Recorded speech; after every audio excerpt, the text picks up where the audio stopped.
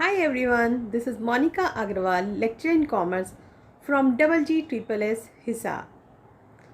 तो my dear students, आज हम मैनेजमेंट का लास्ट फंक्शन करेंगे, दैट इज़ कंट्रोलिंग। तो कंट्रोलिंग पर आगे चलने से पहले आइए आज हम नज़र डालते हैं सबसे पहले आज के टॉपिक्स पर। तो बच्चों, आज के टॉपिक्स हमारे क्या क्या रहेंगे? हम सबसे पहले डिस्कस करेंगे कि कंट्रोलिंग का मीनिंग क्या है। फिर हम बात करेंगे कंट्रोलिंग की डेफिनेशन की ओर, साथ ही साथ हम उसकी फ़ीचर्स के बारे में भी जानेंगे और फीचर्स के साथ साथ हम उसकी इम्पॉर्टेंस को भी देखेंगे कि कंट्रोलिंग क्यों इम्पॉर्टेंट है। ठीक है, अब हर चीज़ के अगर फ़ायदे हैं तो नुकसान भी हैं, तो कहीं ना कहीं कोई चीज़ अपने आप में परफेक्ट नहीं होती है, तो इसी तरह से इसके लिमिटेशंस भी हैं, तो हम उन लिमिटेशंस को भी डिस्कस करेंगे। कंट्रोलिंग का प्रोसेस क्या रहता है, हम उसके बारे में भी जानेंगे और एट लास्ट हम इनके रिलेशनशिप के बारे में बात करेंगे कि कंट्रोलिंग और प्लानिंग के आपस में दोनों में क्या संबंध है, क्या रिलेशन है। ठीक है, तो चलिए अब हम अपने फर्स्ट टॉपिक से स्टार्ट करते हैं, दैट इज़ कंट्रोलिंग का मीनिंग। देखिए बच्चों, अब तक आप पढ़ चुके हैं मैनेजमेंट की, आपने डेफिनेशन पढ़ ली है और फंक्शन तो आई होप आपको अच्छे से याद हो गए होंगे, नाम तो ज़रूर ही आपको पता चल गए होंगे। तो चलिए आगे चलने से पहले हम एक बार अपने नामों को थोड़ा सा डिस्कस कर लेते हैं। हेनरी फ्योल ने इनके 5 फंक्शंस बताए थे, जो इन्होंने अपनी डेफिनेशन के बारे में भी बताया था। क्या बताया था कि फर्स्ट फंक्शन है प्लानिंग, ठीक है, जिसमें आप अपना how to do, what to do, when to do it, है ना, by whom to do it, कौन करेगा, कैसे करेगा, क्या करेगा, सब हमने किया था, दैट इज़ प्लानिंग। उसके बाद आपने किया क्या, ऑर्गेनाइजिंग, जिसमें हमने अब जो हमने अब तक प्लान किया था उसके लिए हमने जॉब्स क्रिएट करनी है ना, पोजीशंस बनानी थी, काम बांटा गया था, सब ये काम किया था, दैट इज़ ऑर्गेनाइजिंग। थर्ड पर हमने क्या किया, स्टाफिंग किया। स्टाफिंग में बच्चों हमने क्या किया कि जो लोग हमें चाहिए थे, जिस उनके पास क्या क्वालिफ़िकेशन होनी चाहिए थी, उसमें हमने उन लोगों को भर्ती किया, उनको ट्रेंड किया ना, ठीक है। और फिर उसके बाद हमने नेक्स्ट क्या किया, डायरेक्टिंग। अब हमने लोगों को भर्ती कर लिया है, तो उसके बाद अब हमने उन्हें डायरेक्शंस देनी है, हमने उन्हें काम सिखाया है, ठीक है, तो अब वो डायरेक्टिंग हो गया। लेकिन अब सबसे इम्पॉर्टेंट काम तो वैसे सारे ही इम्पॉर्टेंट है, बट ये कहा जाता है कि अगर कंट्रोलिंग नहीं है तो इससे पहले के 4 जो काम है ना, वो वेस्ट हो जाते हैं। तो कंट्रोलिंग जो है वो मैनेजमेंट का कौन सा फंक्शन है, लास्ट फंक्शन है। अब इसमें होता क्या है कंट्रोलिंग में, एक जनरल सी बात देखिए। अगर आप पूरा साल पढ़ते हैं, आपके एग्ज़ाम्स लिए जाते हैं, क्यों लिए जाते हैं आपके एग्ज़ाम, ये चेकआउट करने के लिए कि आपको पेपर में क्या आया। पूरा साल हम उसी के बेस पर निकालते हैं कि जितने आपने पेपर में मार्क्स लिए हैं, हम ये सोच के चलते हैं कि भाई हाँ, इतनी नॉलेज आपको इसमें हो गई है, ठीक है ना। तो यहाँ पे भी अब हम यही कुछ ऐसा पढ़ने वाले हैं जिसमें हम चेकआउट करते हैं, ठीक है। अब चेकआउट कैसे करते हैं, देखिए कि सबसे पहला एक हम आसान सा जो इसका मतलब कह सकते हैं, हमने शुरू में कोई काम किया तो उसके लिए हमने प्लानिंग की कि कौन करेगा, क्या करेगा, एक अपने आप से हर चीज़ हमने फिक्सअप सी कर दी कि भाई इस तरीके से हम ये काम करेंगे, ये हमारे ऑब्जेक्टिव्स रहेंगे, तो हम इस तरीके से अपना सारा काम जो है वो सही से कर सकते हैं। किया ना हमने ऐसा सब कुछ। तो अब यहाँ पे कंट्रोलिंग क्या चीज़ है, कंट्रोलिंग यही इंश्योर करना है कि जितने भी ऑर्गेनाइजेशन में काम हुए हैं वो सारे के सारे क्या एज पर प्लान है या फिर नहीं है ना, यही देखना हमारा क्या है, कंट्रोलिंग है। दूसरा हम इसको ये भी कह सकते हैं कि जो कंट्रोलिंग है, जैसे इसको यहाँ बताया गया है, controlling also ensures that an organization's resources are being used effectively and efficiently for the achievement of predetermined goals।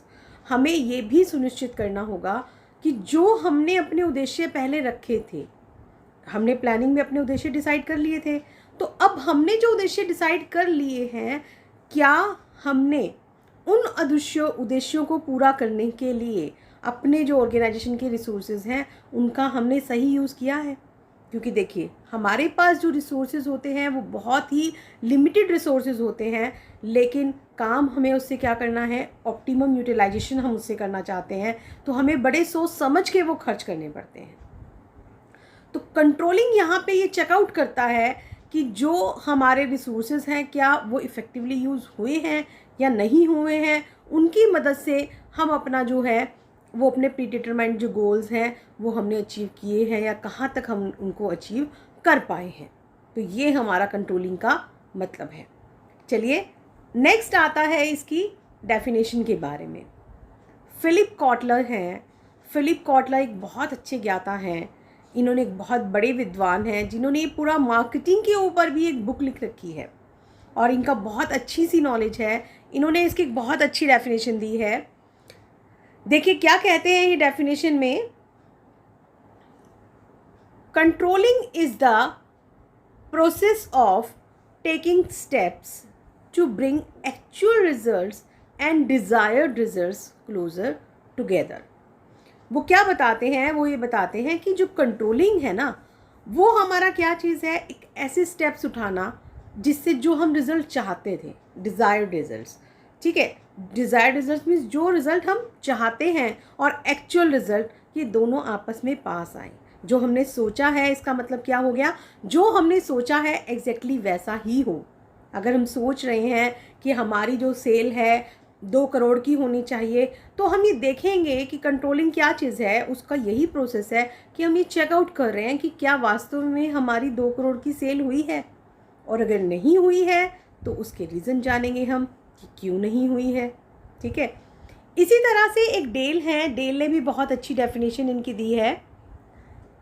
Del बताते हैं control is the process of bringing about conformity of performance with plan action. वो क्या बताते हैं, वो ये कहते हैं कि जो कंट्रोलिंग है ना बच्चों, वो क्या चीज़ का है कि एक एक्शन हमें बता रहा है कि जो भी हमने अपना प्लान एक्शन था उसको कंफर्म कर रहा है कि भाई हाँ हमारी परफॉर्मेंस उस प्लान एक्शन के अकॉर्डिंग हुई है या फिर नहीं हुई है। ये सारा का सारा पता लगाना ही, ये सारी प्रक्रिया ही हमारी क्या कहलाती है, कंट्रोलिंग कहलाती है, ठीक है। तो अब आपको ये समझ में आ गया होगा। और जैसा मैं आपको अक्सर बताती हूँ कि भाई हम जब मीनिंग कर लेते हैं, डेफिनेशन कर लेते हैं, तो उसके बाद हमारा क्या आ जाता है, कंक्लूज़न। एक कंक्लूसिव डेफिनेशन ज़रूर बनती है जिसे आप अपनी भाषा में भी लिख सकते हैं। तो ये क्या है, it refers to bringing the actual results closer to the desired results.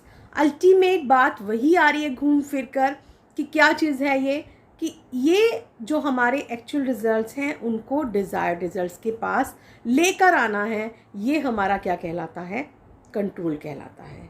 कि जो हमने जैसा सोचा था, अभी जैसा मैंने बताया कि हमने अगर ये सोचा है कि 2 करोड़ की सेल हो, 2 करोड़ की सेल के लिए अगर हम ये सोच रहे हैं कि हमारे पास 10,000 यूनिट्स जो हैं वो हमारे बनने चाहिए, तो वो 10,000 यूनिट्स जो अगर आपने बनाने हैं, तो अब आप देखोगे कि क्या आप एक्चुअल में 10,000 यूनिट्स बना पाए।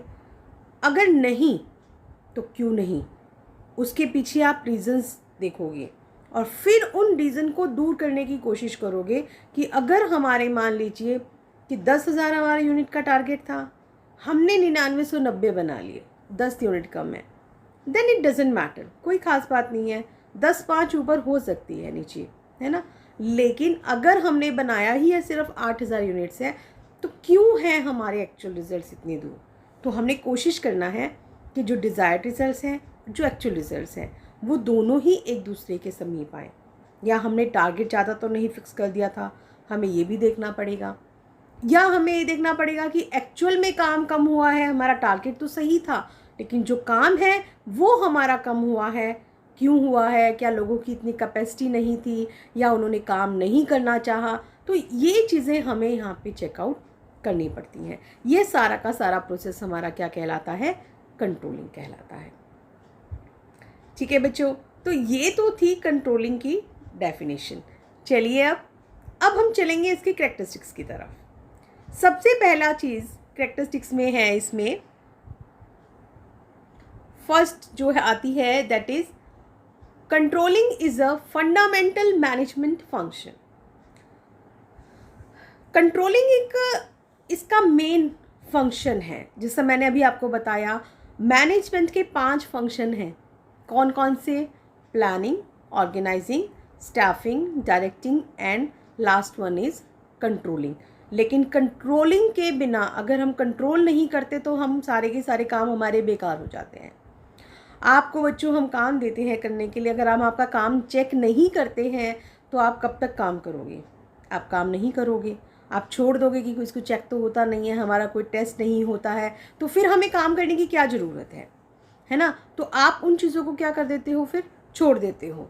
तो यहाँ पे जो हमें करना है, यहाँ पे जो कंट्रोलिंग है वो इसी तरह से है कि जितना एक ऑर्गेनाइजेशन में काम हो रहा है उसको जब तक अगर चेकआउट नहीं किया जाएगा तो वर्कर्स जो हैं या हमारे एम्प्लॉइज़ जो हैं वो काम अच्छे से नहीं करते हैं। तो यहाँ पे कंट्रोलिंग करना बहुत ज़रूरी है, उसको देखना बहुत ज़रूरी है कि क्या जितना काम किया गया है वो सही ढंग से किया गया है, जितना हमने सोचा था, जैसे हमने सोचा था, क्या वो काम सारा उसी तरीके से है। सेकंड आता है इसका essential function of every manager.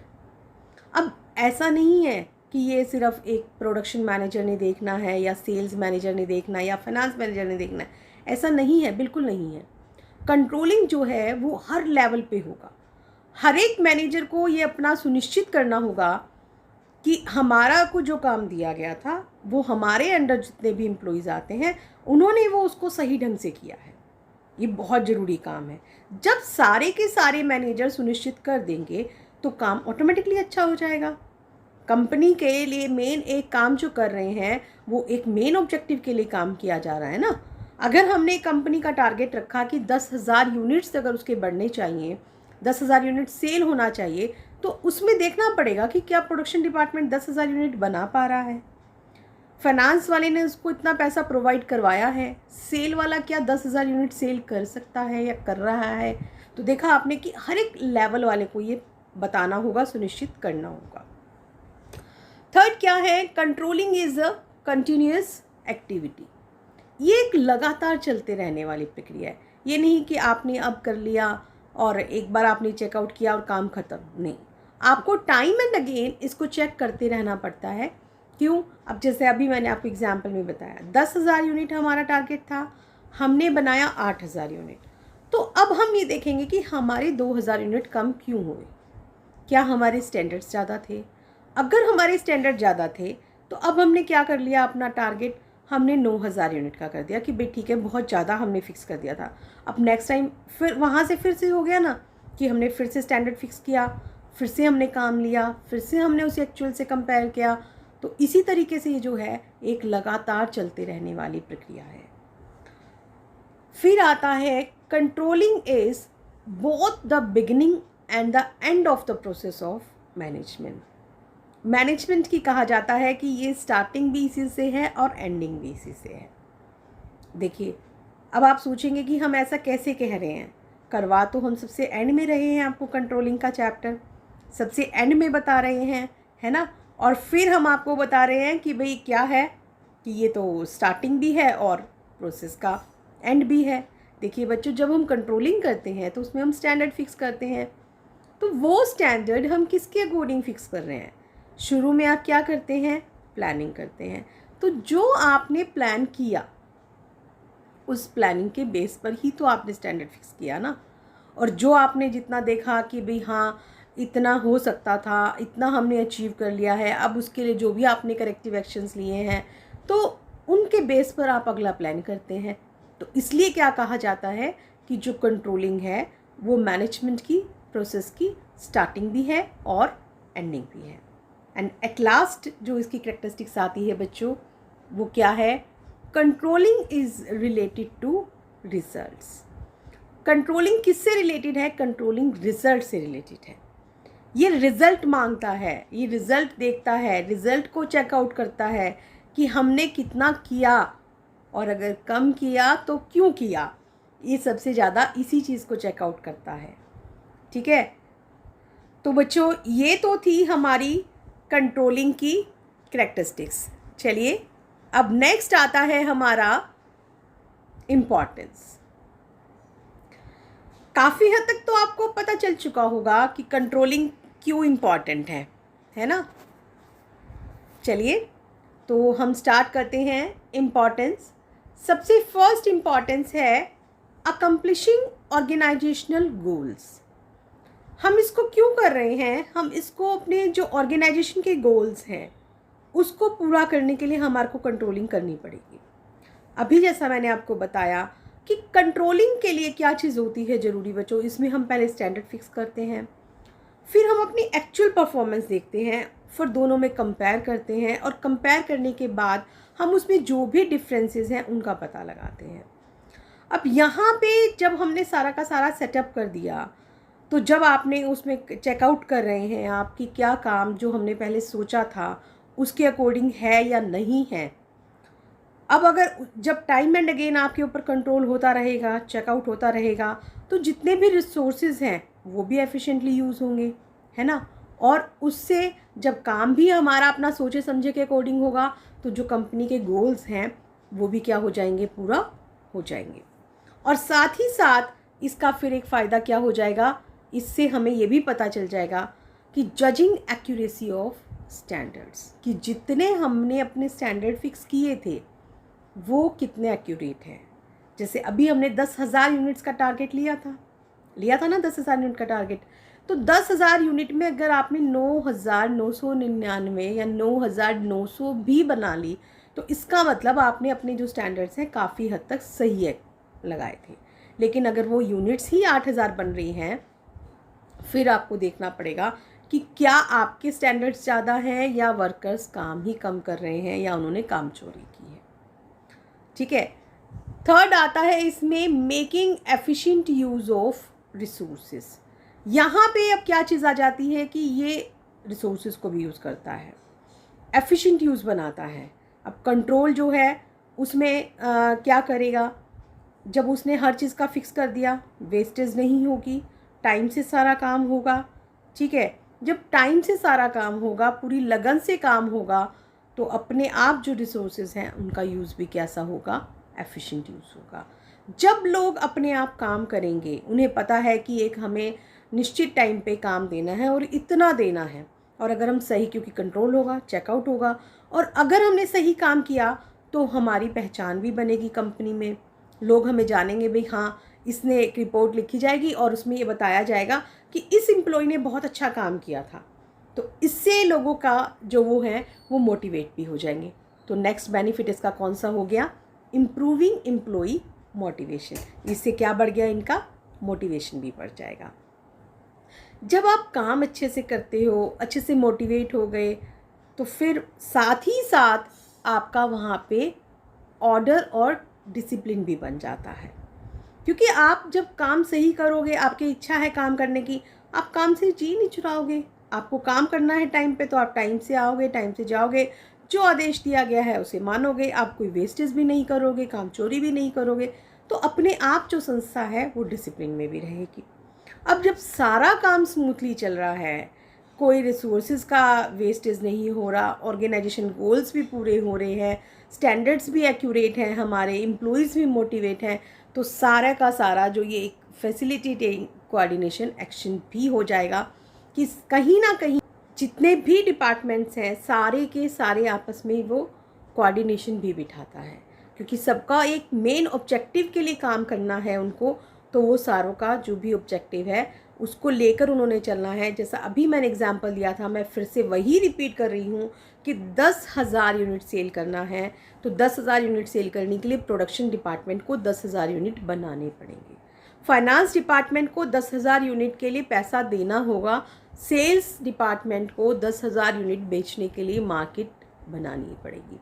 तो कहीं ना कहीं आपस में जब कंट्रोल है तो सारा का सारा जो एक्शन में भी क्या हो जाएगा, वहाँ पे कोऑर्डिनेट हो जाएगा। लेकिन देखिए 100% कोई भी चीज़ सही नहीं होती, कहीं ना कहीं अब हर चीज़ में कुछ ना कुछ उसकी लिमिटेशंस भी होती हैं।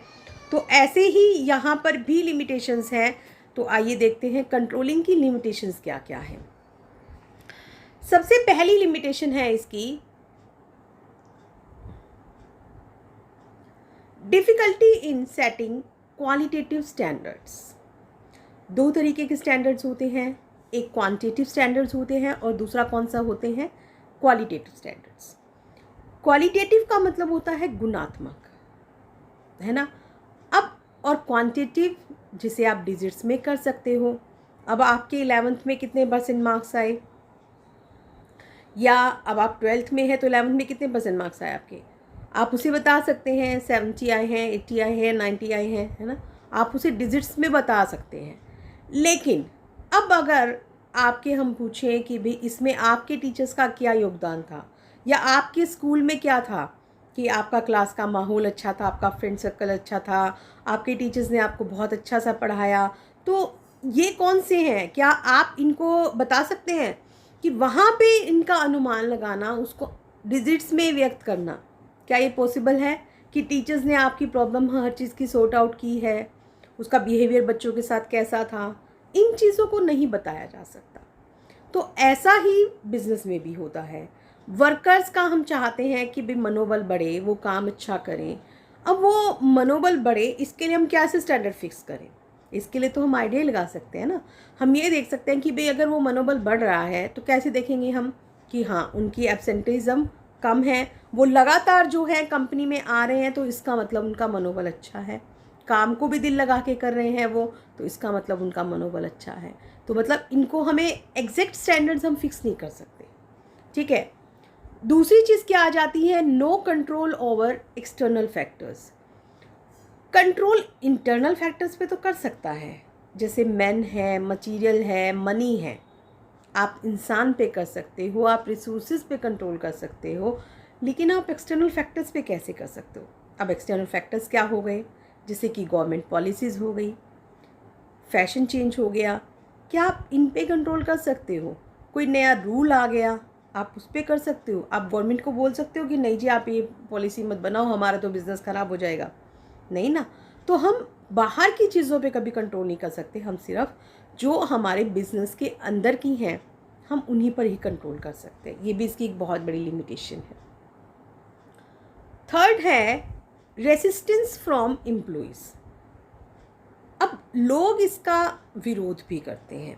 क्यों करते हैं लोग इसका विरोध, देखिए कंट्रोल करने के लिए कहीं ना कहीं अब नई नई टेक्निक्स तो हमें अपनानी पड़ेंगी। देखिए चेंजिंग एनवायरनमेंट है, एनवायरनमेंट डे बाय डे हमारा बदलता जा रहा है, तो कहीं ना कहीं हमें उसको साथ चलना पड़ेगा। उसके साथ चलना है तो हमें अपने बिजनेस में भी चेंजेस लाने पड़ेंगे। अब बिजनेस में चेंजेस लाने के लिए जब हम नई टेक्निक्स यूज़ करते हैं तो एम्प्लॉयज़ उन टेक्निक्स को लेना नहीं चाहते। अब जैसे पहले हाथ से काम होता था, अब सारा ज़्यादातर मशीन्स आ गई हैं। जैसे पहले हाथ से आप लिख के काम कर रहे हैं, अब आप क्या करते हैं, कंप्यूटर से बहुत जल्दी काम कर देते हैं। तो अब लोगों को विरोध लगता है कि नहीं भाई कंप्यूटर आ गया तो हमारी तो ज़रूरत ही कम पड़ेगी, पहले जहाँ 4 लोग करते थे अब 2 लोग या 1 लोग ही उसमें काम कर पाएंगे। तो वो इस चीज़ का विरोध करते हैं। जैसे अब जगह जगह जितनी बड़ी बड़ी कंपनीज़ हैं कि भाई ये लोग काम चोरी तो नहीं कर रहे, सारा काम सही से कर रहे हैं, कोई बेईमानी वगैरह तो नहीं हो रही, इसको देखने के लिए CCTVs लगा दिए जाते हैं। अब एम्प्लॉयज़ को लगता है नहीं भाई तो हमारे ऊपर आंखें लग गड़ाना हो गया, तो ये चीज़ गलत है, तो वो लोग क्या करते हैं, इसका विरोध करते हैं। अब जब इतने बड़े लेवल पे हम काम करते हैं ना, तो उसके लिए खर्च भी बहुत ज़्यादा आता है। अब आपने CCTVs लगाए हैं, या आपने कुछ जैसे कंप्यूटर का मैंने आपको बोला, या इसी तरीके से जब आप टेक्निक चेंज करते हैं बच्चों, तो टेक्निक चेंज करने में पैसा बहुत लगता है, तो इसलिए बड़ा कॉस्टली अफेयर है। अब कोई बड़ी संस्था है वो तो इसको अडॉप्ट कर सकती है, लेकिन जो छोटी संस्था है वो इसको अडॉप्ट नहीं कर पाती। क्यों, क्योंकि इतना पैसा वो अगर इस पे लगा देगी तो वो कमाएगी क्या, वो अपना बिजनेस कहाँ से करेगी। लेकिन फिर भी कहीं ना कहीं कुछ लिमिटेशंस होते हुए भी हर चीज़, अभी मैंने बताया कि 100% परफेक्ट तो कोई भी नहीं होता, तो यहाँ भी वही चीज़ है कि 100% परफेक्शन नहीं है, लेकिन फिर भी कंट्रोलिंग अगर नहीं है ना, तो हमारा मैनेजमेंट अच्छा हो ही नहीं सकता। चलिए अब नेक्स्ट आता है हमारा प्रोसेस ऑफ कंट्रोलिंग। अब प्रोसेस इसका बहुत इम्पॉर्टेंट है। अब तक तो वैसे आपको काफ़ी हद तक तो आ ही गया होगा, क्योंकि हम बार बार उन्हीं चीज़ों को करते आ रहे हैं। सबसे पहला काम अब इसमें हमारा क्या है, परफॉर्मेंस स्टैंडर्ड हमें फिक्स करने हैं अपने। अब जब हम स्टैंडर्ड अपने फिक्स करते हैं तो स्टैंडर्ड में अभी मैंने आपको बताया कि दोनों तरीके के आपको स्टैंडर्ड फिक्स करने पड़ेंगे, क्वालिटेटिव भी क्वांटिटेटिव भी।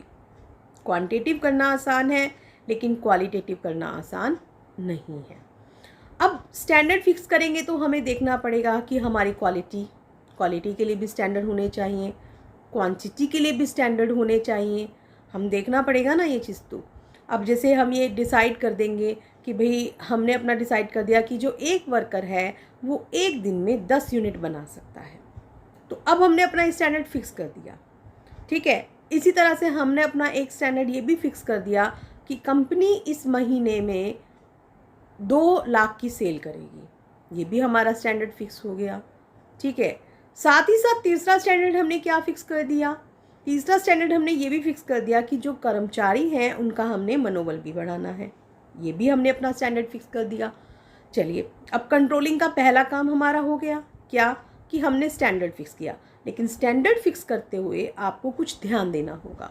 क्या ध्यान देना होगा आपको? आपको ये ध्यान देना होगा कि जो स्टैंडर्ड है वो आउट ऑफ रीच ना हो, उसे मापा जा सके, उसे प्राप्त किया जा सके।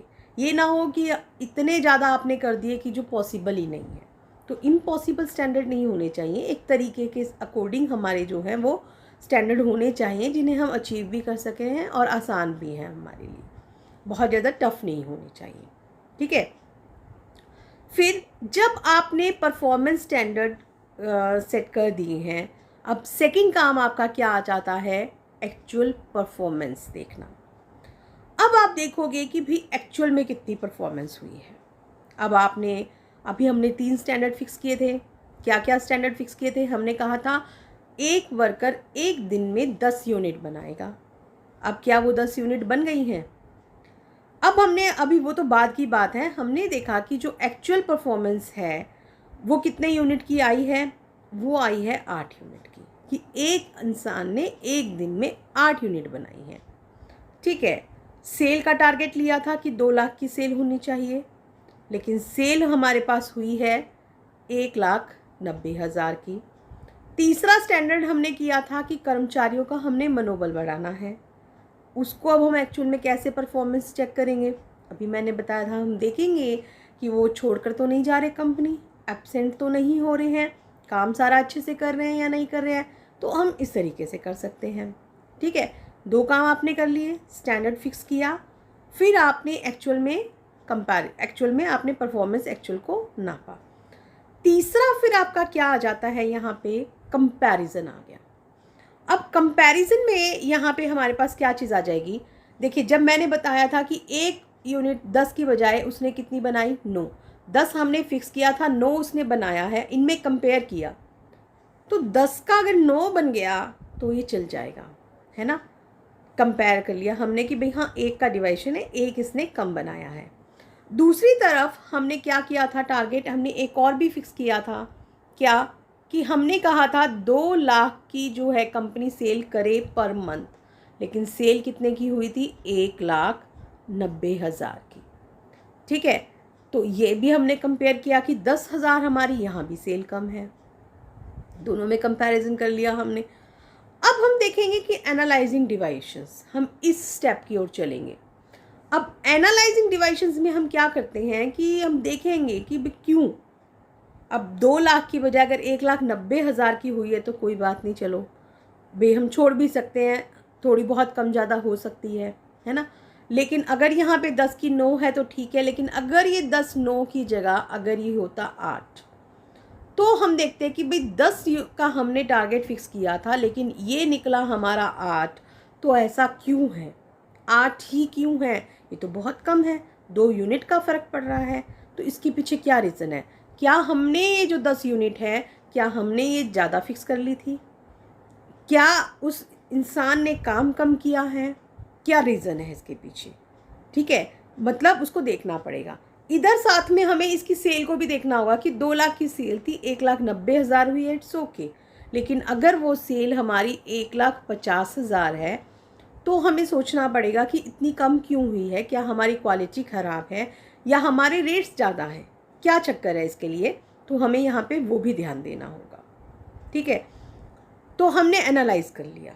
अब जब हमने एनालाइज़ कर लिया तो लास्ट स्टेप हमारा इसमें अब क्या आ जाएगा, टेकिंग करेक्टिव एक्शन।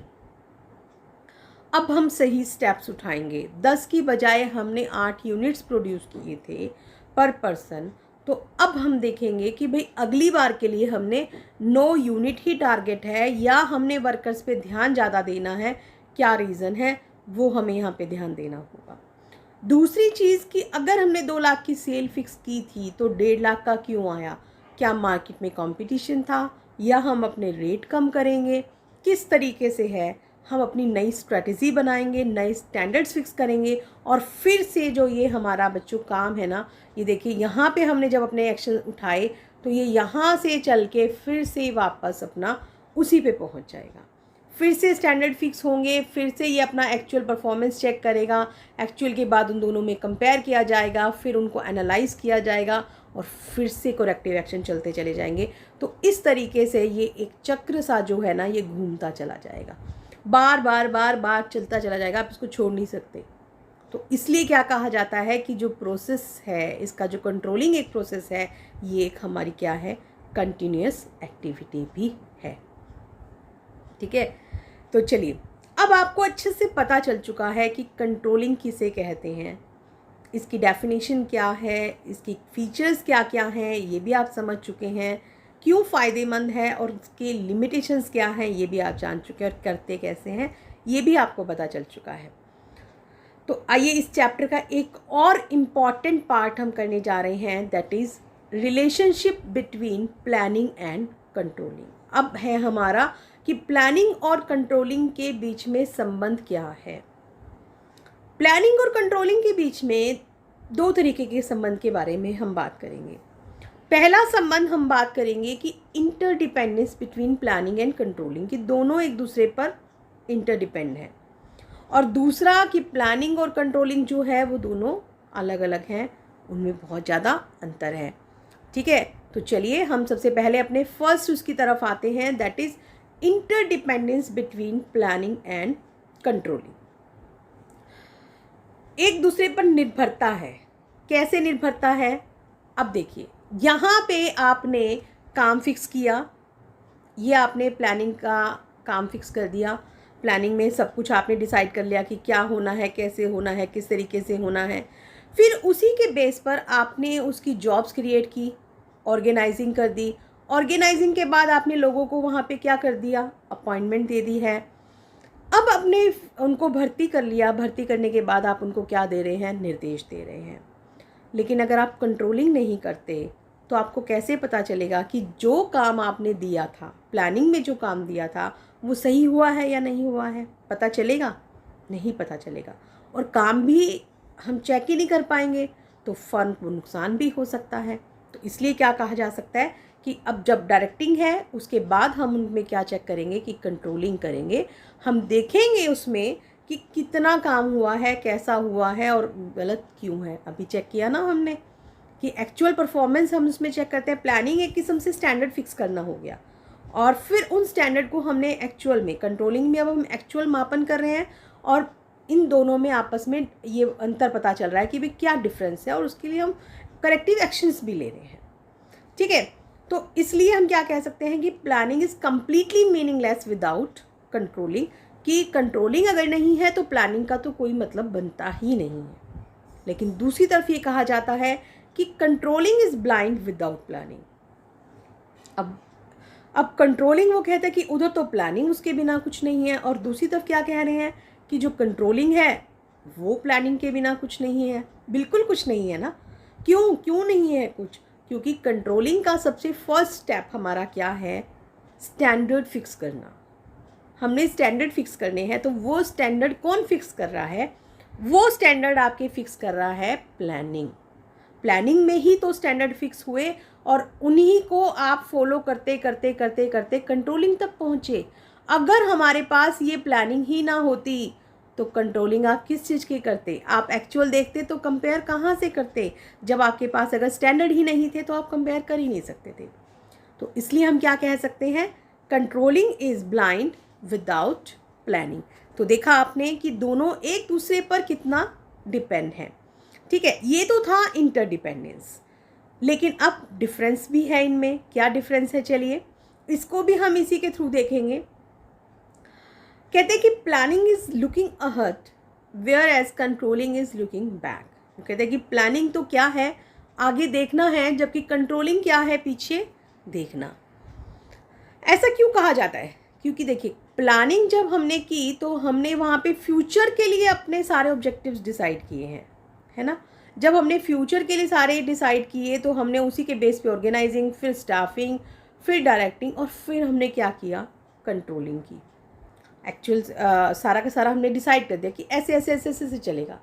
तो इसलिए हम क्या कह रहे हैं कि प्लानिंग क्या है, भविष्य को देखना है, आगे देखना है। लेकिन कंट्रोलिंग पीछे देखना क्यों है? क्योंकि कंट्रोलिंग में जो हमने यहाँ पे ये जो स्टैंडर्ड फिक्स किए थे, इन्हीं को चेकआउट करना है। अब वो वापस से सारा जा रहा देख रहा है कि भाई ये सारा काम जो हुआ है, क्या ये सही हुआ है या नहीं हुआ है। ठीक है, तो इसलिए हम क्या कह सकते हैं, कंट्रोलिंग जो है वो पीछे देखना है, जबकि प्लानिंग जो है वो हमारा क्या होता है, आगे देखना है। दूसरी चीज़ क्या कहता है कि जो प्लानिंग है वो फर्स्ट फंक्शन है and controlling is the last function. ये तो आपको पता ही है। जब तक हमारा ये प्लानिंग सबसे पहला फंक्शन था, आप पढ़ चुके हैं। फिर कौन सा आया, ऑर्गेनाइजिंग, फिर स्टाफिंग, फिर डायरेक्टिंग, फिर कंट्रोलिंग आया। सबसे लास्ट में आया ना कंट्रोलिंग। और फिर कंट्रोलिंग में आपने, जब कंट्रोलिंग आप कर चुके, उसमें जो आपको एक्शन उठाने हैं, फिर आप उसमें चेंज करते हैं। तो इसलिए ये भी बात सही है कि जो प्लानिंग है वो हमारा पहला फंक्शन है, जबकि कंट्रोलिंग हमारा क्या है, लास्ट फंक्शन है। तो आई होप स्टूडेंट्स, आप लोगों को कंट्रोलिंग बहुत अच्छे से समझ में आ गया होगा और ये बहुत इम्पॉर्टेंट चैप्टर है हमारा, तो इसे अच्छे से कीजिएगा। ठीक है, तो आज के लिए इतना ही। That's all.